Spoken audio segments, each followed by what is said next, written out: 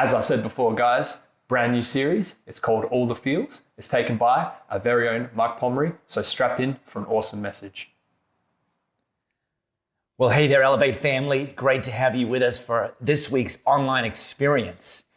A couple of months ago, I really felt God speak to me to direct us as a church to focus even more intentionally around the topic of influence.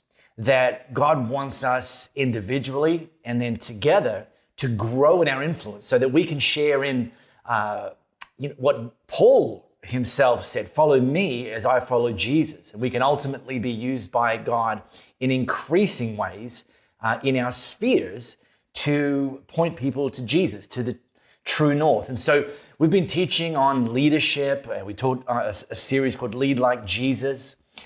We then followed that up with a mini-series called Don't Take the Bait. And that really, was a key defining mini-series for us about not getting stuck in this area of offense. And in the last 2 weeks, we taught another mini-series called Dark Horses, and really wanting to push past the idea that it's only like superstars and spectacular people that God uses, but rather God calls dark horses, unlikely people to ultimately accomplish significant things. And I've been incredibly encouraged over these last couple of months with the stories I've been hearing about opportunities that have been opening up for our people in their workplaces, in their communities, in their families, to grow in influence. And yes, there's challenges that come with that, but things are happening. And I'm seeing people grow and being intentional and taking up the invitation to become more effective in leadership and to really sink their teeth into what that looks like and what that means. One of the concepts in leadership that I learned many, many years ago that's been one of the most important concepts is the concept of 360-degree leadership. Now, I don't think it was invented by John Maxwell, but it certainly was popularized by him in more recent times. And so the idea is that for so many of us, when we think about leadership, we maybe primarily or maybe even exclusively think about leadership as something that you or a person does for people under them. People lower on the organizational chart, people younger in the family. That leadership's always top down. And the concept of 360-degree leadership really zooms out on leadership. Yes, it includes leading people that are, under us on some level. It also adds to the picture the opportunity and the notion that we can lead those alongside us, peers, etc., colleagues, that we can also lead and influence those who are above us. We can actually lead upwards. And all of that requires capacity, all of it, growing capacity. All of that requires a growing skill set that you would know which tools to use and when. And I want us to really continue on that journey. One of the overlooked things, maybe most overlooked things, is right in the middle, what's called self-leadership. That in order to be effective in leading down, leading across, and leading up, we also need to be effective at leading ourselves. And in fact, John Maxwell, he goes so far as to say that self-leadership is 50% of the whole leadership picture. That's a bold statement. Let's get into that. Now, look, this is a tea towel. I wonder how many of you in your domestic kitchens hang your tea towels over your oven door handle. I mean, we do. I'm pretty sure that, maybe we should rebrand oven door handles to just calling them tea towel racks. Well, it was a tea towel. Well, not one tea towel. It was not even this tea towel, but tea towels in general that almost derailed my marriage. Look, here's the thing. I prefer it when the tea towels that are hanging over the oven door handle are nicely folded and hanging straight. I prefer it that way. My wife, Louisa, doesn't care for that at all. It's not important to her. And early in our marriage, whenever I saw a tea towel that wasn't hung straight and nicely, I would start hulking out. I would go full Hulk mode on her, on Louisa. It's like, and it would escalate, and it would the sediment would stick around, the residue would stick around for days. All about tea towels, but really it wasn't about tea towels at all. It was actually about my inability to manage anger and manage my response to the anger I felt, and me letting my feelings take over in the moment. I mean, let's face it. When you're angry because you know you're right, which is not always true. And problems begin when we let our feelings take us somewhere that we ultimately don't want to go. And so this series we're launching today is called All the Feels. And it's about feeling emotions whilst not letting them control us. It's about us experiencing emotions and managing our response to those emotions. The reality is that feelings are powerful, feelings are important, and feelings are actually God-given to us. So the question isn't about whether or not we should experience feelings. The question is about who's in charge, you or your feelings. See, John Maxwell's point about self-leadership being 50% of the whole leadership picture is that if we don't learn to lead ourselves well, including our emotions, we will ultimately forfeit the opportunity to lead others. And that's true in your workplace, that's true in your home, and that's going to be true in your entire sphere. If we don't learn to lead ourselves well, including managing our emotions, particularly those emotions, if left unmanaged, can take us to places we never intended to go. So I invite you to pop open your Bible app or your Bible. Let's head to Numbers chapter 20, and I'm going to read from the New Living Translation, Numbers chapter 20. And really this is a continuation of last week's slice of history, where we taught about bridging the excuse gap, looking at Moses' invitation from God to be God's representative for the people of Israel to first of all challenge Pharaoh to let the Israelites go from captivity in Egypt. And then the invitation from God was that Moses would lead the people out of Egypt and towards and ultimately into the promised land. So this had happened, or at least the first part of this had happened. Moses had finally bridged the excuse gap. He went to Pharaoh. He pleaded God's case to Pharaoh on behalf of the people of Israel. Pharaoh let the people go. Moses led them out of Egypt. Moses was leading them in the wilderness. But they kind of got caught up. They kind of got caught up doing laps and not really making forward progress. And they found themselves in a part of the wilderness, the desert, where they didn't have any water, not for the people or for their livestock. And look, hey, no surprise that when you're walking around the desert and you don't have access to water, you're not going to be very happy. And so the people of Israel were just going berserk at Moses, questioning him, questioning his leadership, like at work, questioning whether God's really has called him to be the leader. And this was just escalating. And, Moses, understandably, wasn't happy. Everyone had their opinion. Everyone knew better than Moses. And so to Moses' credit, at this moment in time, while he was losing the confidence and trust of the people, he went to God for advice. And God gave him instructions to do three things. Number one, God said, go and get the staff of the Lord, the stick that represented God's authority in that place with those people.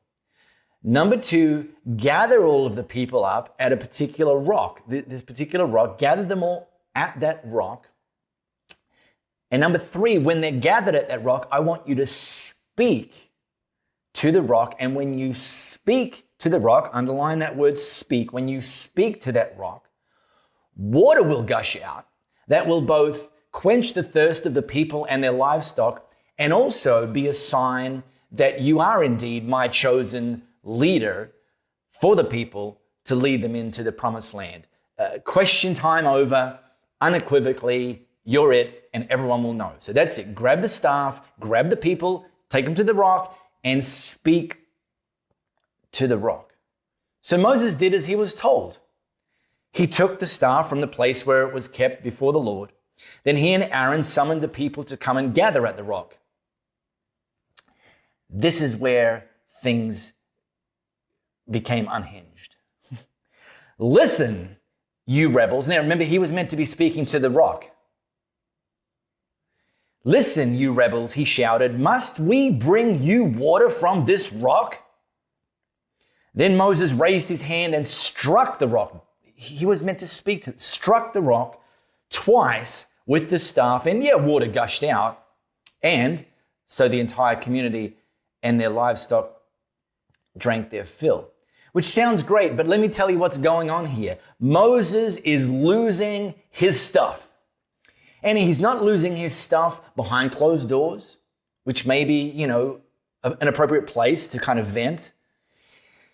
He's not losing his stuff among a close circle of trusted confidants who, would kind of be like, yeah, okay, Moses, just let it all out and then we can move forward. No, he was losing his stuff in front of the entire nation of Israel, the people that God had called him to lead. And look, it's easy to fast forward to the end of this little slice and say, well, they got their water, didn't they? We might say, well, the end justifies the means. The problem is this became a very unfortunate, pivotal moment in Moses' life. See, the Lord said to Moses and Aaron, because you did not trust me enough to demonstrate my holiness to the people of Israel, you will not lead them into the land I am giving them. See, Moses didn't just lose his temper, he lost his credibility. See, when he lost his temper, when he lost his ability to manage his anger, he ultimately forfeited the opportunity to lead the people. And this is the big idea. It's about us managing our emotions and not having our emotions manage us and taking us to places that we don't want to go, that aren't God's best for us. So I'm talking specifically this week about anger. Next week, we're going to talk about managing worry. But before we get to next week, let me just drop a few myths and offer up a few tools that I hope will be helpful for you when it comes to managing anger. The first myth is this. It's a myth that anger is automatic, especially in traffic. See, sometimes we buy into this myth that something happens to us and we have no choice but to get angry and to respond in anger. You know the person I'm talking about in traffic, the one that only does the speed limit in the outside lane, when we all know that it's not the speed limit that you're meant to do in the outside lane, that's merely a minimum. It's merging traffic. Merging traffic's meant to operate like a zipper. One, then the other, then the other, then the other. And then all of a sudden, out of the side of your vision, you see two cars merge in front of you. And you think your only choice is to get angry. Road rage people. Not true. People think, well, I'm just an emotional person. And look, we're all emotional people. But actually, my experience is when someone says to me, I'm just an emotional person, what they're saying is that I currently in my life have little or no control over my emotions. I feel them and then they take charge. And this doesn't have to be the way. It's not God's best. It's not going to lead you to a place that you or God want to go to. And it's ultimately going to cause you to forfeit the opportunity to lead and influence people. Paul wrote to the church in Ephesus and kind of underscored this point. He didn't say anger was a sin. He said this. He wrote, don't sin by letting anger control you. So that's the big idea. It's not about not feeling anger. It's about what happens next. Who takes charge? And where are they going to lead you? So here's just a few tools. And these are tools that I have had to learn when it comes to tea towel hanging, when it comes to other things that trigger something in me that evokes anger internally. First of all, ask yourself the question on a scale of 1 to 10. Does this really matter? I mean, do tea towels really need to be straight, or would I prefer to have more harmony in my home and my marriage? And if I want the tea towels to be straight, well, every time I walk past, I'll just give them a little tweak. 1 to 10, pick your battles, people. Number 2, it's very simple. Take a breath. When you feel the trigger, push pause momentarily. Count to 10. And if that's not enough, literally, take a walk. Say to the person, your spouse, your child, your colleague, your boss, say, listen, I'm feeling anger towards that right now, the thing you did, the thing you said, the thing that's happening. I'm feeling that right now. And I don't want to respond in a way that's going to escalate things. So if with your permission, I'm just going to step away. And I promise I'll circle back, but I'll circle back when I'm in charge of this emotion and this emotion isn't in charge with me. These are some tools. Another myth is that anger is always bad. That when we think of anger or just associate anger, we associate it with something bad. Fills us with guilt, fills us with shame.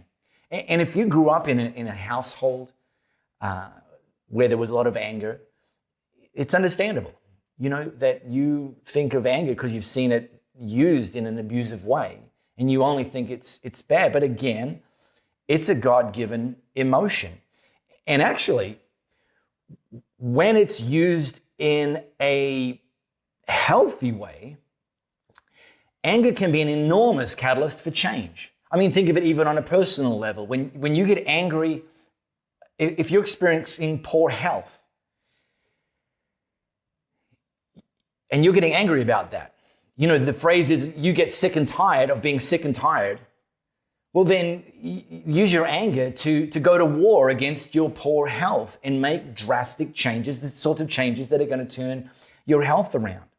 When it comes to your finances, if you're done with debt, if you're like, we cannot continue to live beyond our means, we cannot continue to pile up debt, then use your anger to declare war on debt and pay it down, and don't let it rear its ugly head again. In your marriage, that you get to the point, you get so angry that you keep fighting with your spouse, that you say, no, I'm going to make this different. I'm going to change it up. Instead of fighting with my spouse, I need to learn how to fight for my spouse, and let anger fuel the change. See, just like there's a good response to anger, you managing it, and a bad response to anger, it managing you, there's also good anger and bad anger. Here's some things that make me angry, and I'm glad they do. Child abuse. When I hear about it, read about it, see something on the TV about it, it makes me angry. Racism makes me angry. Human trafficking and modern day slavery make me angry. More slaves on the planet today than at any point in human history. Poverty makes me angry. And all of these things should make me angry. In fact, the problem would be if they didn't make me angry. And maybe you share some of the same anger towards some of the same sorts of things. And we, as Elevate Church, we take that anger and we're doing something about it. With our Elevate Global initiative, we've partnered with two organizations, Compassion Australia and Opportunity International Australia, and we give to and through them to turn poverty into power. And that's fueled by our good, positive anger to seeing people's lives turned around that couldn't otherwise fully do that for themselves. And here's the third and final myth I want to hit on today, that anger is a management strategy. You know, some people believe that. And I'm not just talking about bosses. I'm talking about people who are in the habit of using anger as a tool to manipulate someone else towards their own objectives. That they're kind of like a golfer with just one club in their bag, and the only club that they have is anger, and they use that. And the problem is it doesn't work well as a management strategy. You know, customers do this. If you're in retail, you know what I'm talking about. If you've stood by the cashier's desk in some retail situations when the person in front of you is lighting up at them, you know what I'm talking about. You may have even committed this crime when you phoned up customer support and you've got angry at the person who's there to actually help you. And you wonder why they kind of aren't willing to go the extra mile for you. Because anger is not a management strategy. Not in parenting, not in spouses, because it bleeds into manipulation. Now, I could have said the myth is that, maybe more accurately, the myth is that anger is a myth, remember. Anger is an effective long-term management strategy, because it isn't. And yes, you may experience some short-term wins, some short-term responses. Junior might do what you've screamed at him or her to do. Your wife or your husband might do